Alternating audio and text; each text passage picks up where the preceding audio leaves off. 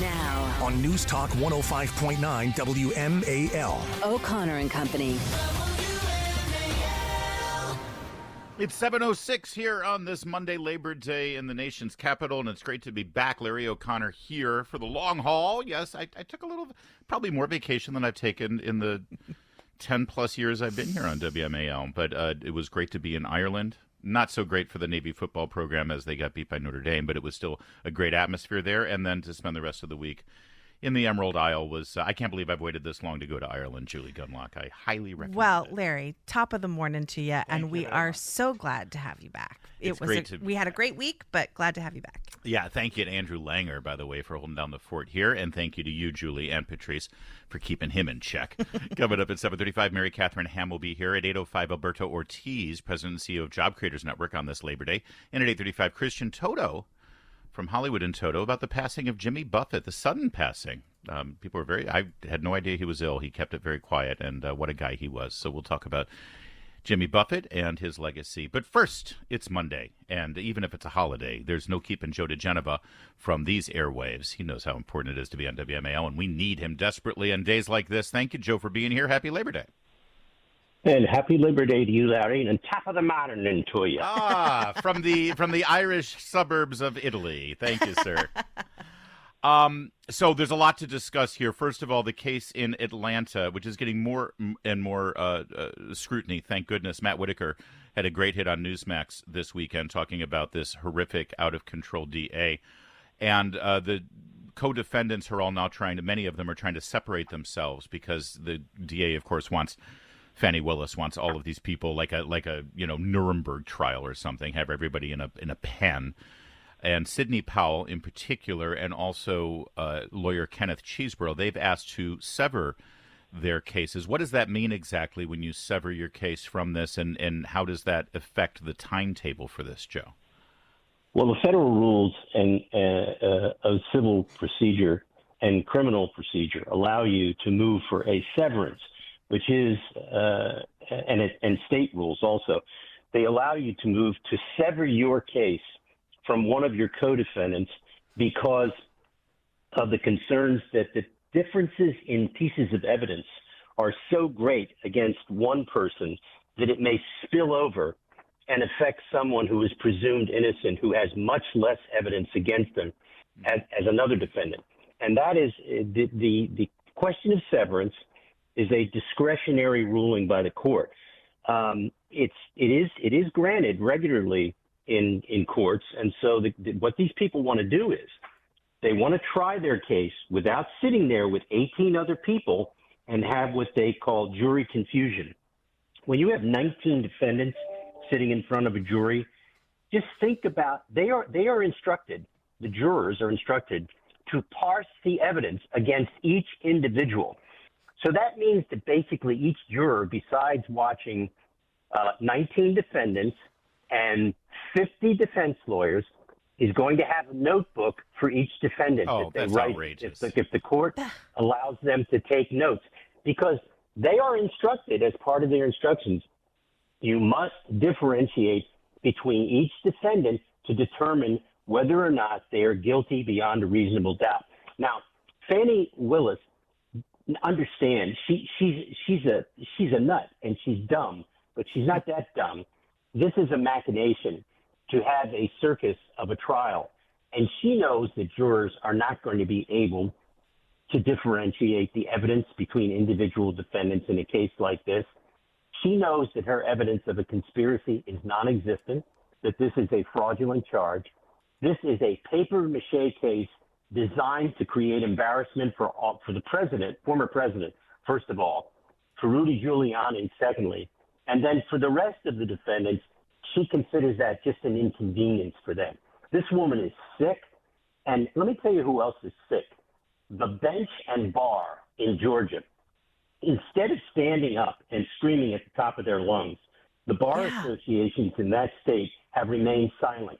In addition, the American Bar Association has remained silent throughout all of the travails of President Trump and said nothing about the violations of the attorney-client privilege, the destruction of right to counsel, nothing from the American Bar Association. For all of our listeners out there, when you get a lawyer, when you go seek out a lawyer, the first thing you find out is not how smart they are, but whether or not they're a member of the American Bar Association. And if they are a member of the American Bar Association, do not hire them. Another interesting thing about this is the judge overseeing this racketeering case has said that all the proceedings in his courtroom will be live streamed and allowed to be televised. Great. That's also the point here, right? That Sure. They want this show televised to the American public. They want to see these people all in a pen lined up like this. The television portion of it, I think, is really particularly disturbing. Well, that is exactly the whole point of it. This is designed to create a massive distraction, to have this supplant what should be happening during the election process, to make this part of the election process, to interfere in the election process. I think it's really important for people to understand.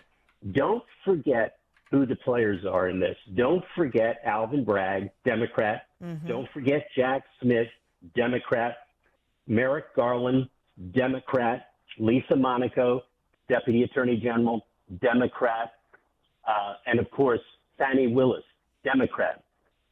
These are designed pincer movements, political actions. These are not legal actions. They may look like legal actions.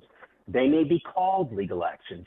But what these are is they're unconstitutional manifestations of prosecutorial misconduct and the abuse of power by the Justice Department. The only way you fix this is with elections. And I have to tell you, I was shocked when I saw the polling over the weekend that had, in fairly neutral polls, Biden and Trump at 46% each. It is amazing to me that Trump is being sustained with all of the assaults on him. And I didn't think that he would be able to keep his numbers up. But what apparently is happening, even though the mainstream media and the three major networks and the print media are ignoring all the stuff about Trump that are honest issues about the legality of all of this, he is breaking through.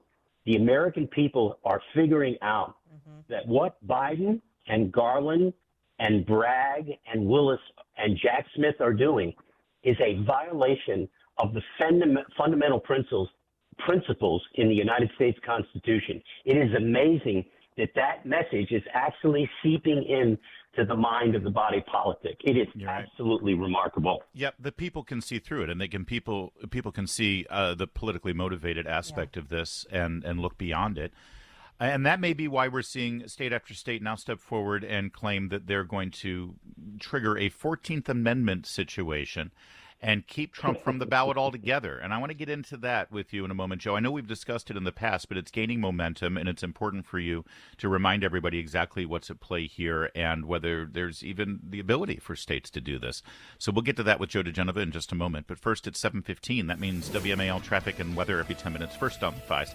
Allie Oakley is in the Hadid Carpet. WMAL. Making sense of the news. Live from the Home Paramount Pest Control Studios. Home Paramount, the leader in pest control since 1939. Miss anything? Don't worry, we've got you covered. Get today's breaking news on the Vince Colonnese Show, weekdays 3 to 6, right here on WMAL. So the 14th Amendment, of course, was in the post-Civil War era. It passed with the 13th Amendment. The 14th Amendment specifically talked about disqualifying. Well, it talked about a lot of things, but one of the clauses, the third clause, I believe it was, of the 14th Amendment, disqualifies insurrectionists, people who participate in or aid and support an insurrection against the U.S. Constitution. And there are certain states, election officials, boy, they can be trusted, can't they? Those state election officials, all dominated by Democrats, of course, who are trying to trigger this clause of the 14th Amendment to keep Donald Trump from the ballot. If he's so bad and if he's such a felon, why not? I mean, my God, I would love to run against somebody who's facing all of these charges. You would think that you would win that election easily, but clearly they're scared of the people having a voice, so they don't want the people to even have an option to vote for Donald Trump. But Joe, how is this even triggered? First of all, has anyone been kept off of a ballot? using the 14th Amendment clause here that we're talking about? And if so, what is the mechanism? Is that a federal decision? Can states individually just determine this on their own? Where do we stand on this?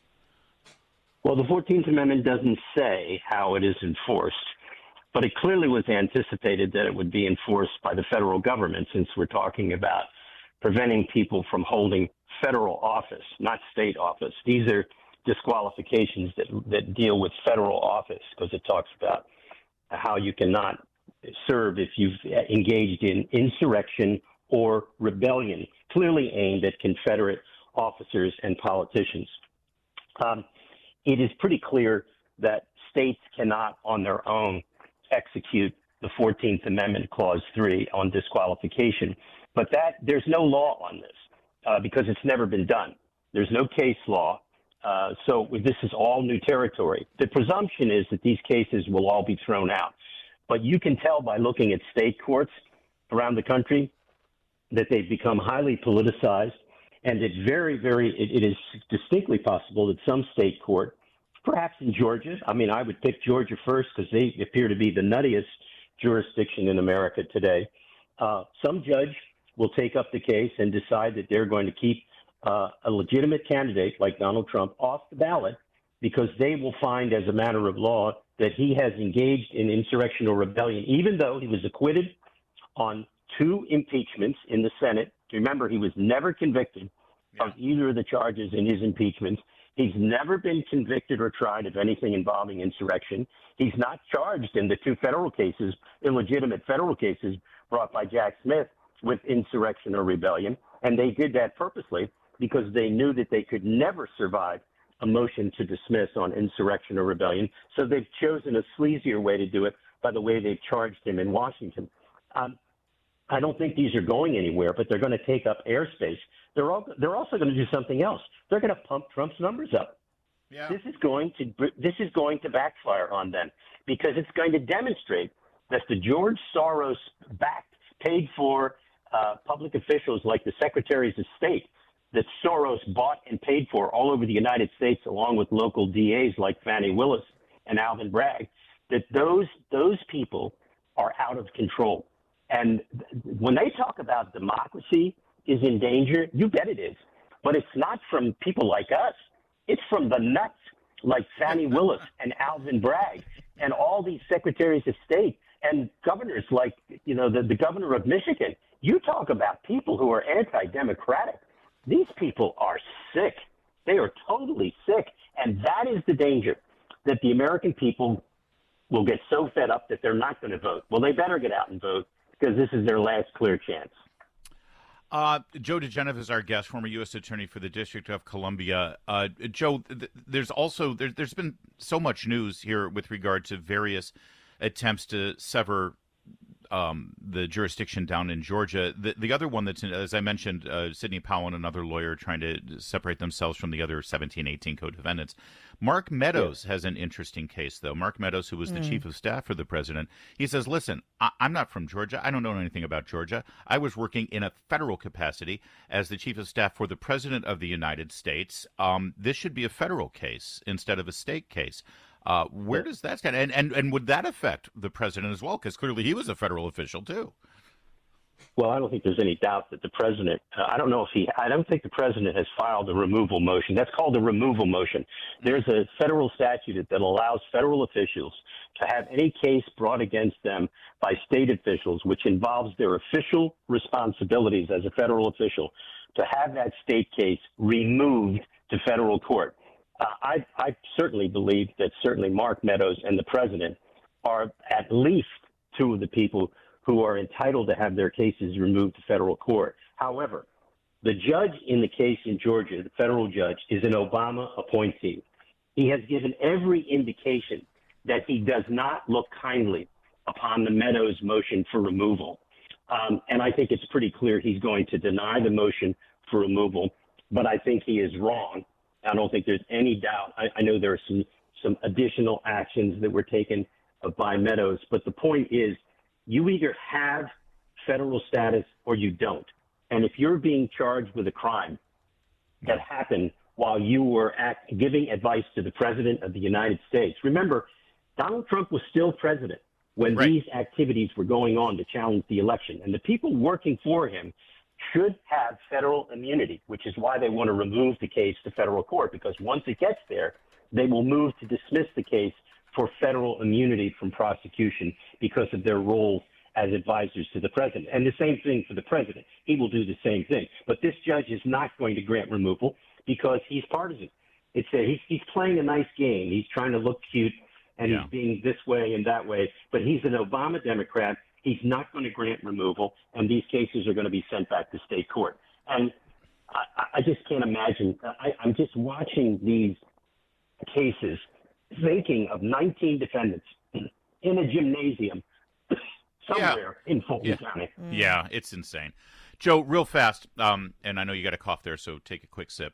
One thing we haven't discussed here, shockingly, is the growing story about Joe Biden using aliases for emails. And so many of these emails involved his son and his son's business partner. Clearly, this looks to me like a smoking gun. Are you watching how this is developing and how members of Congress who are still on recess right now are conducting this investigation? Because clearly the Justice Department isn't doing anything about it. Well, here's the point. Everybody has to just step back for 1 second, clear your head, and just start thinking like you always do about every other problem you're presented with. Why would you use a pseudonym? Now, they say it's because they're so busy and they don't want to get all these special emails mixed up with their regular emails. No, the reason they set up the pseudonyms was to avoid Freedom of Information Act requests. The pseudonyms were designed so that when somebody filed a Freedom of Information Act request for the email for the president or Joe Biden or the Secretary of State, they would never get these emails. These emails were a method of concealment. Remember, we've talked about this with every other issue involving the president. When you lie to conceal. When you hide yourself behind a pseudonym email address, you are concealing. You are hiding things. It has nothing to do with your inbox being backed up with too many emails. It has to do with a scheme to defraud the United States. Listen, very simple. Joe Biden has been a crook since 1974. His family has been in a conspiracy with him since 1974 to make money off of his name. He is the brand. He gets on a call. All he has to do is show up. He doesn't have to ask anything. He doesn't have to say anything.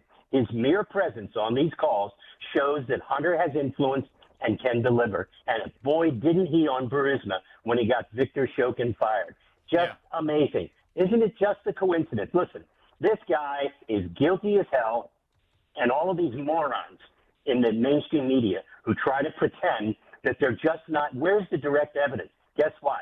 There's never any direct evidence in a bribery case. It just doesn't happen. There's something called circumstantial evidence. You know what the judge tells the jury in the circumstantial evidence instruction? Ladies and gentlemen, let's say you go to bed one night and you look outside at your front step and it's snowing and there are no footprints. The next morning you wake up and you see footprints coming to your front door and from your front door. Do you think that somebody came to your front door? Answer, yes. Joe Biden has so many footprints in the snow that everybody in the world knows he's guilty as hell. Let me repeat. Joe Biden is a crook. He has been bribed. He has extorted money under the Hobbs Act. He is as guilty as hell. Joe diGenova for special counsel. That would be a beautiful thing. We might have to wait for the next president, though, to make that appointment. Thank you, Joe. Always good to talk to you. Happy Labor Day. Happy Labor Day. Oh. Now, On News Talk 105.9 WMAL. O'Connor and Company. 7:36 now on this Labor Day in the nation's capital. Thanks for joining us this Monday. Larry O'Connor here, back from vacation. It was a great week in Ireland, but even greater to be back here at work and with our pal Julie Gunlock. Julie, Good morning. Good to see you. Thanks to Andrew Langer for sitting in, by the way. And at 8:05, Alberto Ortiz, President and CEO of Job Creators Network, will join us on this Labor Day. And at 8:35, Christian Toto on the passing of Jimmy Buffett. And look who we've got here. It's a friend of our program, one of our fays, Mary Katharine Ham. Happy Labor Day to you, Mary Katharine. Hello. Thank you very much. I'm glad you had a great trip. Yes, thank you. Were your ears burning? We actually discussed you a little bit while we were in Ireland. Lindsay. You know, I would expect no different, Larry. I'd be disappointed if you didn't. Well, I was with a pregnant woman who's a friend of yours, so obviously, I mean, it's what you do. That's what we do. I think when you filled in like earlier in the year on the program, I was telling you during breaks that my daughter, who's now in the Navy, has challenged me to do the Marine Corps Marathon on October 29th, and I sort of charted out my like test races. I've got the Army 10 miler, which I'm doing with Sarah and Debbie Reynolds for Fisher House Foundation at the beginning of October, and then mid-September, as I do every year, I'm doing the Heroes Run with Travis Manion Foundation, commemorating September 11th. And I know that you're closely involved with that race, so tell us. I can't wait to run it. I am. So, yes, on the 17th of September, we have one in Oakton, Virginia, that everyone should join us for. It's a 5K. You can totally do it. You can walk it and run it a little bit. We're teaming up with a brewery in Oakton, so there's going to be lots of fun things. I mean, you probably shouldn't drink while you do the race, so you do it afterwards, like have like a refresher. But no. Hey, I was just in Ireland. That's how I trained with a Guinness in my Camelback. Come on. As you should. It's very good for you. No, but I'm on the board of the Travis Manion Foundation. You can go to travismanion.org, and the first thing that pops up is going to be these 9/11 Heroes runs. Find the one near you. Come visit us in Oakton. Sign up for it. You'll have a great time. And it's the great thing about it is that, you know, I know the listeners of WMAL don't have this problem as much as others do, but we have an issue in America where the military and the civilian population don't cross over that often. So this is the Travis Manion Foundation's attempt to get those people together. And it's a great way to build community. It's a great way to bring friends out who maybe don't have a lot of military connections and say, hey, look at these guys and these first responders, meet them, see what they do, enjoy this mission-focused life, and meet a bunch of wonderful people who do these kinds of things together and serve the community. You know, Mary Katharine, I think another problem we have in this country is not appreciating the police and the military as much as we used to. I mean, after 9/11, you know, there was a reverence for these first responders and military people, but that's really faded, especially with the defund police movement and some of the things that we've seen over the last couple years. So this is so important, and I'm on the website, and you're right. My goodness, there are races all over the country. So how can people maybe you give the website out? How can people find out where their race is and how to participate? Yeah, sure. Go to travismanion.org. That's MANION.org. I think you can also go to 911heroesrun.com, and it'll bring up the same thing. But travismanion.org, plug in your zip code, and you'll find one near you. Like I said, ours is in Oakton. There's another one in Annapolis that is huge that I know probably Larry's going to be involved in that one too. And so you can find one and join us. And it really is a blast. I've been working with the Travis Manion folks for more than a decade now, and mostly because they can't get rid of me, because they're such wonderful people that even when we're doing something like running a Marine Corps marathon, all you want to do is be around these people. They're very motivating. They've been 100%. through real things. They've experienced life in very deep and sometimes sad ways, but they have a perspective that is really beautiful.